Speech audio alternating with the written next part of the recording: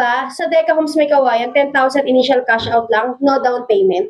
Sabi kasi nakakilala ko, ang dami daw scam dyan.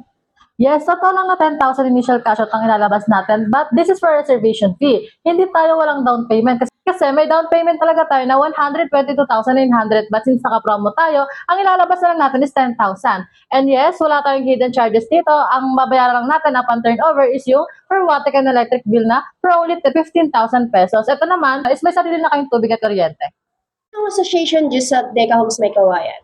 Ang association dues natin sa Deca Homes Mikawayan is for 500 monthly siya. Dito naman is for security, community, and sa amenities natin since may tagalinis tayo ng community and ng amenities. In case po ba na magpagawa ako ng unit, may mga kailangan akong bayaran? Yes, once na magpa-renovate tayo na unit, meron tayong tinatawag na construction bond na worth 20,000 pesos. Ito naman is for security and safety na rin na wala tayong madadamage na unit. Once na okay naman yung renovation natin, refundable naman siya once na ma-check na wala ka na damage. In case ba na magpa-third floor ako, kailangan ko pa ba ng building permit?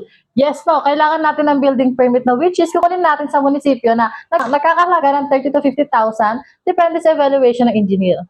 Bakit sabi nung kakilala ko na delay lang siya ng 1 day pero nag-penalty na siya ng 10,000?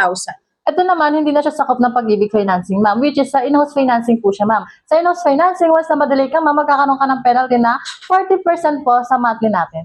Kaya, ma'am, before po tayo mag-proceed sa reservation, ma'am, kailangan explain po sa atin yung mga different financing tsaka kung anong kukunin natin na financing. Yes, Kuya, under Sure SFR, your trusted property specialist of Sure Home Shelter Incorporated.